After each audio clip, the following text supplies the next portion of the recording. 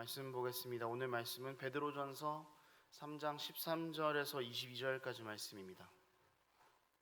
베드로전서 3장 13절에서 22절까지 말씀입니다.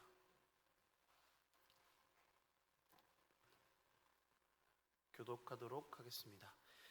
또 너희가 열심으로 선을 행하면 누가 너희를 해하리요?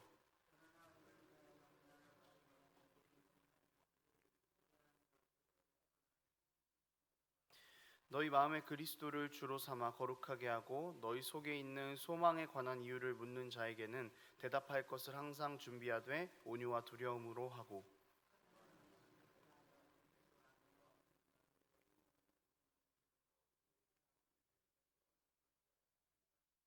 선을 행함으로 고난 받는 것이 하나님의 뜻일진데 악을 행함으로 고난 받는 것보다 나으니라.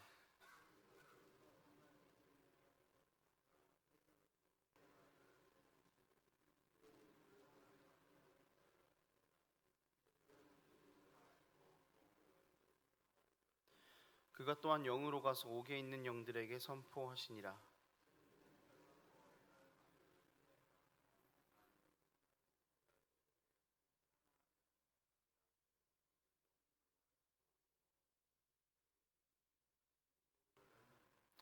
물은 예수 그리스도께서 부활하심으로 말미암아 이제 너희를 구원하는 표니 곧 세례라. 이는 육체의 더러운 것을 제하여 버림이 아니요 하나님을 향한 선한 양심의 간구니라.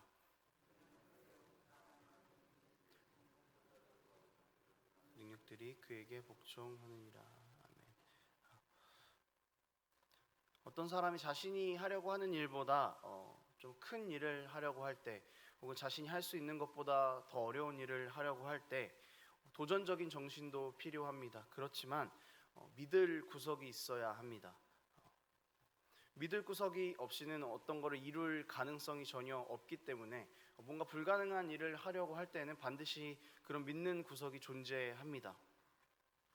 베드로는 오늘 본문에서 세상에서 사는 그리스도인들의 믿을 구석이 무엇인가를 제시하고 있습니다.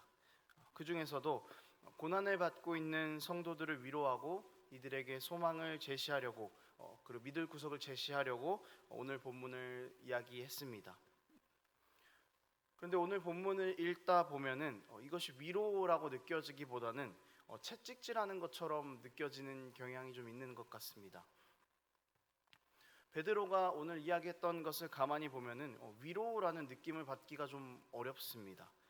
오히려 그리스도인은 고난을 받게 된다라는 것을 전제로 이야기를 하고 있습니다. 고난 가운데 있는 사람에게 고난을 받지 않게 될 거야, 이렇게 하면 고난을 피할 수 있을 거야 라고 말하는 것이 위로인데, 여러분은 고난을 받게 될 것입니다 라는 것을 전제로 말을 하고 있습니다. 심지어 거기에 더해서 고난을 받는 것이 복이 있다고 말하고 있습니다. 그리고 고난을 받는 것이 하나님의 뜻이다 라고까지 그렇게 이야기를 하고 있습니다. 전혀 위로 같지 않은 이런 위로에서 우리가 어떻게 위로를 발견할 수 있을까요? 우리가 베드로의 말에서 위로를 발견하기 위해서는 우리가 생각하고 있던 고난에 대한 관점을 바꿔야 합니다. 베드로가 이야기하고 있는 고난은 개인이 일상에서 겪는 개인적인 고난의 범주를 넘어섭니다. 예수를 믿는 가운데에서 예수님 때문에 핍박을 받고 고난을 받고 있는 그 고난에 대해서 베드로가 이야기를 하고 있는 것입니다.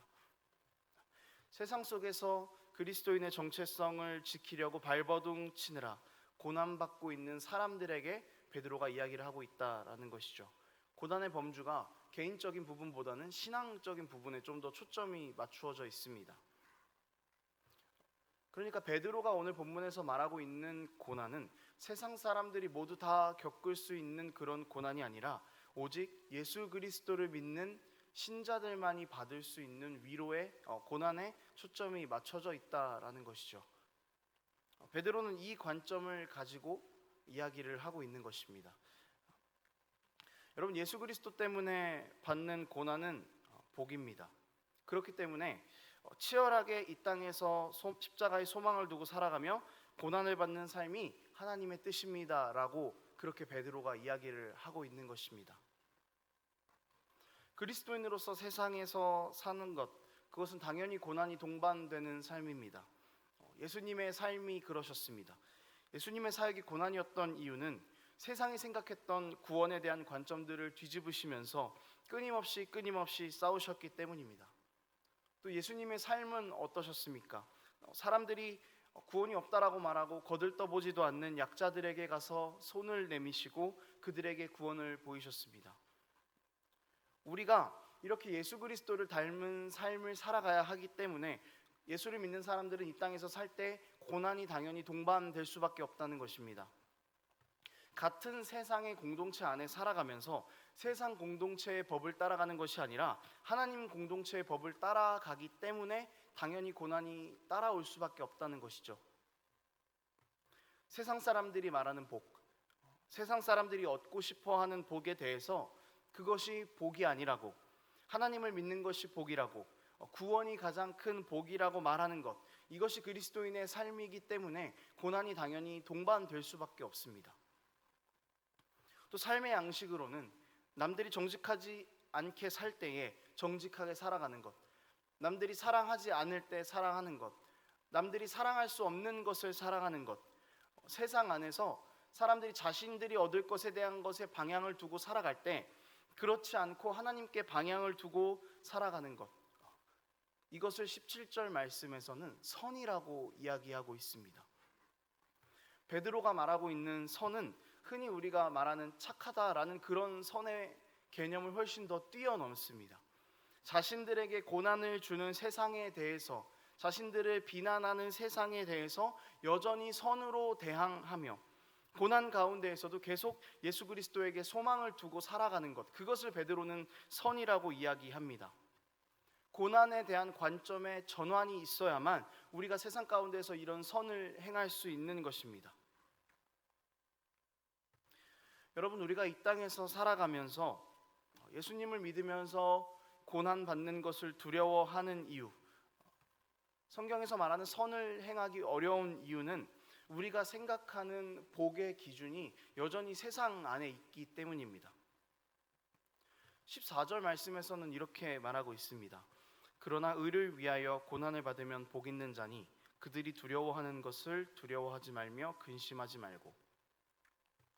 세상이 하나님의 가치와 전혀 반대되게 살아가는 이유는 내가 손해보고 어떤 것을 얻지 못하고 내가 높은 위치에 가지 못하고 내가 소원하는 것을 갖게 될 수 없기 때문에입니다. 세상이 바라보는 방향은 무언가를 얻어야 하는 것에만 있습니다. 그렇기 때문에 세상 사람들은 그 가치를 잃는 것을 두려워합니다. 베드로가 그리스도인인 여러분, 세상이 두려워하는 것을 두려워하지 마십시오 라고 선을 긋는 것은 세상이 따라가고 있는 그 가치에 그리스도인들이 똑같이 방향을 두고 소망을 두지 말라라는 말입니다. 세상은 얻어야만 소망이 있다고 말합니다.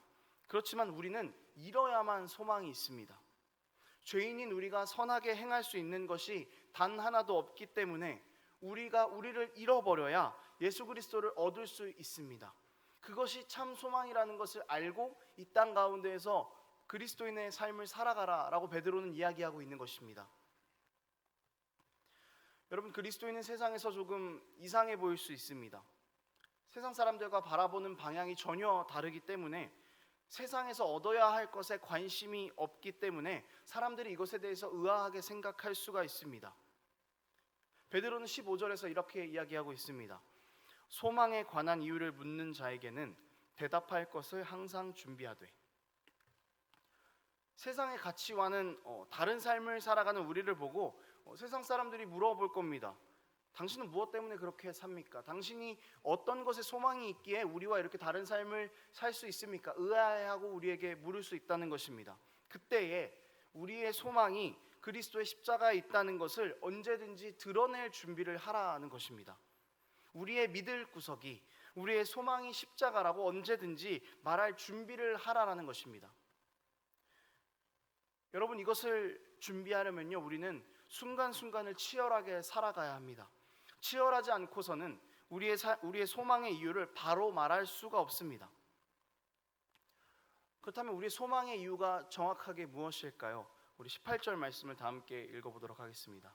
시작. 그리스도께서 단번에 죄를 위하여 죽으사 의인으로서 불의한 자를 대신하셨으니 이는 우리를 하나님 앞으로 인도하려 하심이라. 육체로는 죽임을 당하시고 영으로는 살리심을 받으셨으니. 예수께서 우리를 위해서 죽으시고 부활하셔서 우리를 단번에 살리신 것, 이것이 우리에게 소망이기 때문에, 예수님의 십자가 때문에 얻게 된 영원한 생명이 우리의 것이기 때문에 우리는 고난 가운데에서도 세상이 두려워하는 것을 두려워하지 않을 수 있습니다. 이것을 꼭 기억하면서 살아가는 우리가 되었으면 좋겠습니다. 십자가의 소망을 가진 자는 고난을 기쁨으로 여길 수 있는 자들입니다. 세상의 방향을 따라가지 않고 모두가 가는 방향에서 돌아서서 그곳이 생명의 길이 아니라고 담대하게 우리의 소망을 말할 수 있는 자들입니다. 이것을 반드시 기억하는 우리의 삶이 되었으면 좋겠습니다. 말씀을 정리하겠습니다. 그리스도인의 참된 백성의 삶을 살아가면서 받는 고난을 세상에서 말하는 복을 얻는 것보다 더 귀한 것으로 여기는 우리의 삶이 되었으면 좋겠습니다. 우리가 모든 것을 다 가지고 하나님을 모르고 사는 것보다 모든 것을 다 잃어도 하나님을 알고 살아가는 것이 더 귀한 삶입니다. 이것을 우리 삶에서 늘 끊임없이 고백할 수 있었으면 좋겠습니다.